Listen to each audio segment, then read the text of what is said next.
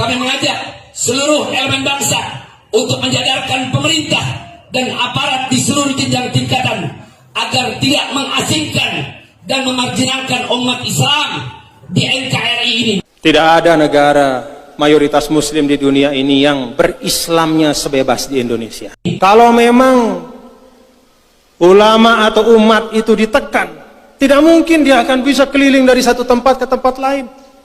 Tidak mungkin dia akan bebas menyuarakan, masuk TV kemana-mana. Itu sama dengan orang yang kena mangan pelalah. Dia makan pelalah sate, makan sampai bekas bumbu sate masih ada di mulutnya, lalu dia bilang, susah zaman Pak Jokowi ini kita tidak dapat makan.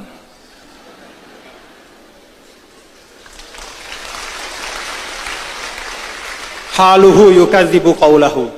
Dia sendiri bebas kemana-mana, muncul di TV, di media sosial, segala macam pengajiannya di mana-mana, diundang di mana-mana, pergi dari satu kota ke tempat lain. Sekarang dia menikmati itu, lalu dia teriak-teriak, kita digencet apanya Pak?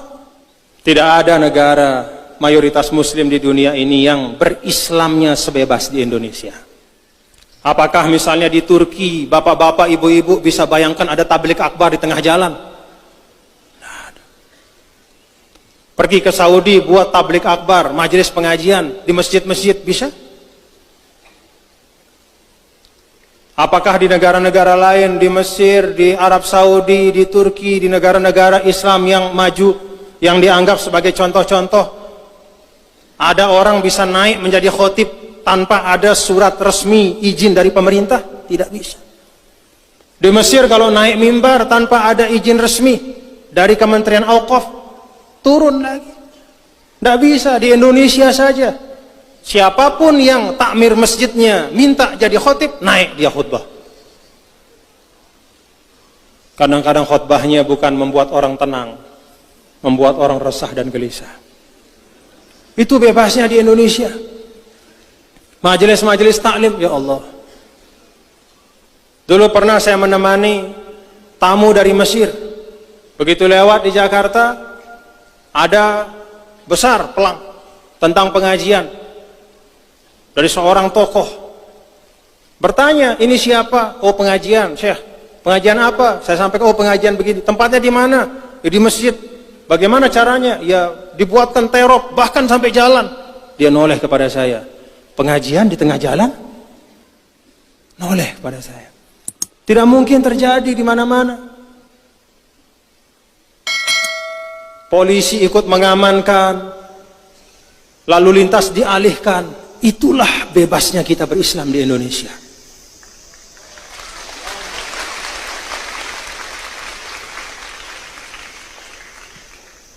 Lalu masih kita bilang kriminalisasi. Bahwa ada hal-hal yang perlu disempurnakan, iya. Bahwa ada hal-hal yang perlu diperbaiki, ya harus. Tetapi zolim kita kepada kita sendiri sebagai bangsa kalau mengatakan bahwa kita tidak bisa berislam dengan baik di Indonesia. Ada yang pernah menghalangi untuk kita melaksanakan syariat Islam? Sholat 5 waktu, pergi ke masjid. Tidak kurang masjid di Indonesia ini. Yang sering disampaikan oleh Pak Yusuf Kalla itu, Indonesia adalah negara yang paling banyak masjid dan musolanya. 800.000 masjid dan musola seluruh Indonesia. Tepuk tangan. Tepuk tangannya untuk masjid dan musolanya. Jamaahnya masih kurang. Jadi tidak kurang-kurang. Kalau di tempat-tempat yang lain yang menjadi pemikiran bagaimana mencukupkan jumlah rumah ibadah, jumlah masjid. Kalau di Indonesia yang jadi pikiran bagaimana mengisi masjid. Tetua tonde? Tetua tonde? Mau berekonomi secara islami di Indonesia, oh undang-undangnya lengkap. Tidak kurang undang-undangnya. Yang kurang apa? Semangat umat Islam untuk menggunakan undang-undang itu. Bank-bank syariah itu sudah banyak. Termasuk terakhir Bank NTB Syariah. Kita konversi penuh menjadi bank syariah. Wadahnya sudah ada, lengkap. Mau munakahat, mau melaksanakan tuntunan-tuntunan bersuami istri, menikah, dan semua kaitannya secara Islami, Indonesia lengkap undang-undangnya. Mau berwakaf secara Islam, Indonesia ada undang-undang wakafnya. Semua diatur. Itulah fasilitasi. Sehingga kalau sebagian ulama mengatakan negara Islam itu pertama adalah negara yang sebagian besar penduduknya adalah Muslim, Indonesia sudah masuk di situ.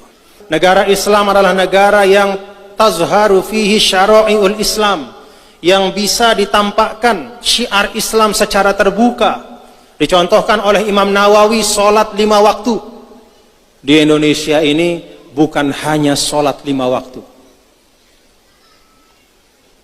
Sholat-sholat sunnahnya pun bisa secara terbuka. Banyak majelis-majelis tahajud bersama. Bahkan tidak seperti yang ada di Saudi, di Mesir, dan negara-negara yang lain, bahwa loudspeaker masjid itu hanya berbunyi ketika azan. Di Indonesia tidak sedikit loudspeaker yang sudah bunyi setengah jam sebelum azan. Walaupun di situ tidak ada orang ya. Nyala loudspeaker. Ngaji panjang, habis itu panjang. Di mana mau lihat? Pergi ke Turki, coba dengar di situ. Ada enggak? Sebelum sholat itu ada ngaji 10 menit, setelah sholat ada ngaji? Enggak ada.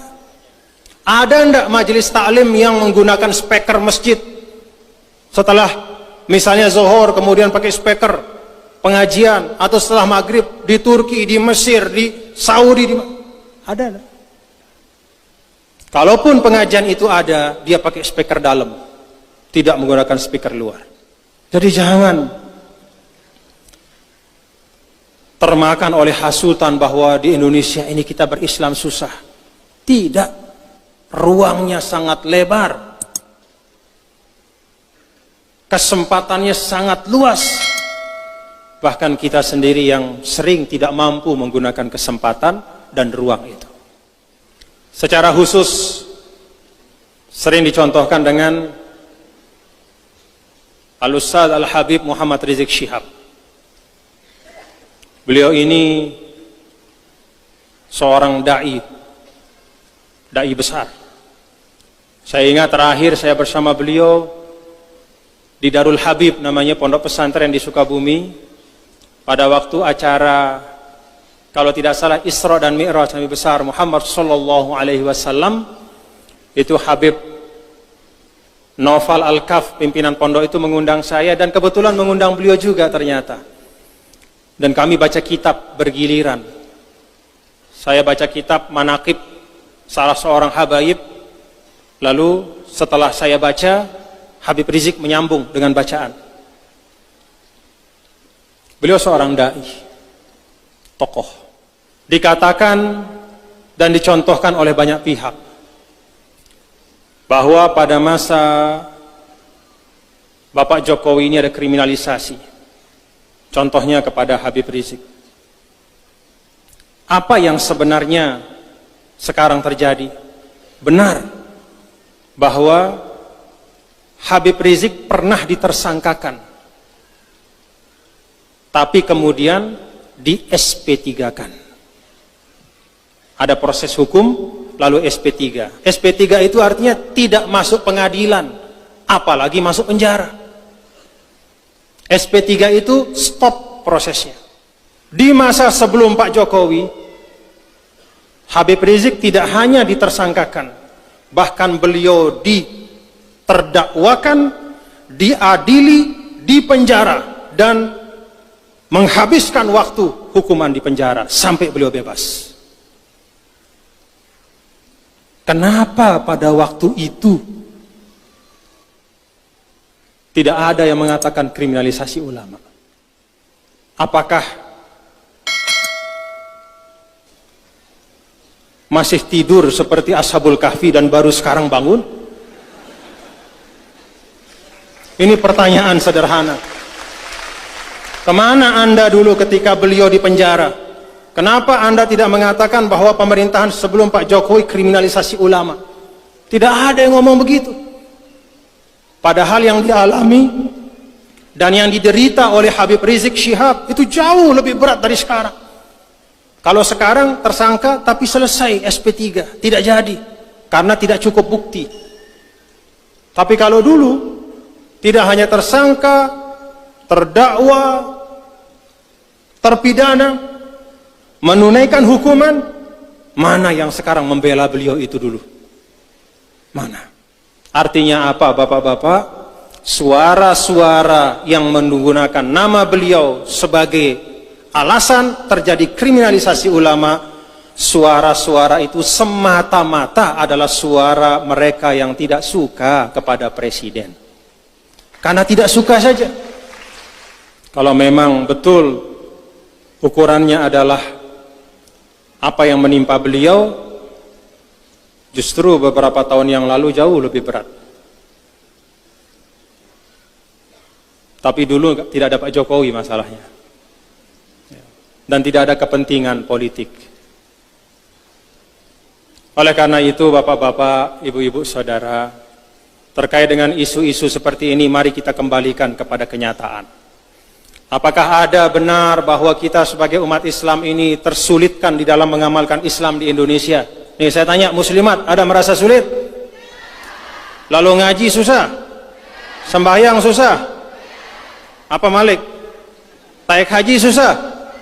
Ya memang susah kalau taik haji, tapi susahnya bukan karena pemerintah bikin susah, tapi karena kuotanya terbatas. Tidak ada hal yang menunjukkan dengan nyata bahwa ada kriminalisasi atau ada upaya untuk meminggirkan umat Islam. Ini saya sampaikan Bapak-bapak, mengajak kita semua berpikir, apa yang kita baca di media sosial itu sebagian besarnya itu hoax, bohong. Apalagi yang ajaib-ajaib. Ajaib-ajaib. Ada katanya tiba-tiba surat suara sudah tercoblos, ternyata bohong. Satu persatu ketahuan bohong. Inna lillahi wa inna ilaihi raji'un.